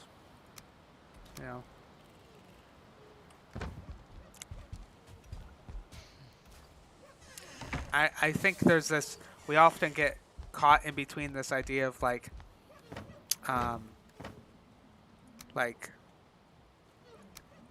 getting Perfection is the enemy of progress. right, exactly. Like we want it all, and if it's not all, then it's not worth celebrating. And I'm like, but it's a both and. I'm gonna celebrate and push for more. I'm gonna appreciate that we did make some progress, but also continue pushing for progress. It's a both and. It's not an either or. There's a lot of direct action that can be had in the near future that will get good results, and it'll be piece by piece through speaking out, lending our voices, making the call for veteran bodies to the front, and participating in the larger conversation about this, and becoming more public about it. And I personally believe that it is on the job. It is the job of veterans, with the social clout that we have, to and the lived experience, to speak out on this and be at the front of the militarization aspect of our society and policing, because we can speak on it from lived reality. And it's hard for veterans, as we in the past have been agents of the state on the wrong side of these issues, performing our duties, and we've learned, grew from them. But this issue, 1033, the over militarization of police, the funnel, or the pathway from military to policehood and killology, and the Punisher fetishization of our civilian side, the bro-vet culture. Those are things that we have a unique voice to speak on at the front, instead of being an ally in. Those are things that we can speak on along with our as part of our anti-war message, and we should use that privilege at every opportunity that we have to spread that message, to voice that experience, and to be the vehicle of change in this arena, because it's going to affect the other sides of these coins. It's going to affect the climate change issue. It's going to affect the nuclear proliferation and deported peoples and dreamers. It's going, like, all the things that give us, like, that take our hope from us for the future, and weigh heavy on our consciousness, and steal joy from our lives. There is a framing in which the militarization of this nation and the nationalism behind that flag-draped warrior, that image, needs to be combated, and we are the only ones that can be in that lead about that. And so stop using my image and my past deeds and this as a way to oppress people, because that's not who I am and what I did, or what I wanted to do, and I've learned. And we have to be the things for change and get involved in direct action, involved in communities like this, and tell our brothers that are still in service, brothers and sisters and non-binary brethren, that they have a home, they have a community, that if they speak out, they're not out in the woods alone, which is every part of the fear that has been reinforced by the military institutionalism and boot camp. So you have a home. If you speak out, we are your home. I will call you brother. I'll find a home for you in this community and plug you in to get your message out. I think all of us here want to do that. So, and that's what we have to do if we want to actually have hope for ourselves. So please, if you're watching, like and follow us. Join our Discord at our links below. You can find more information about Veterans for Peace via our Facebook or website, which is also linked below. And follow us on Twitter and Instagram for more of our direct action and more Gamers for Peace. You got any more last-minute things, Mash? I think I've talked too much as it is. Right? I'm feeling the same way. I'm gonna forgo the soapbox. All right. Well, catch us If you want to later. hear me talk more, catch us on FPS Friday. Thank you. Right. Yep. Catch us on SPF Friday or FPS Friday. This Wednesday, I think, is D&D, or is that next Wednesday?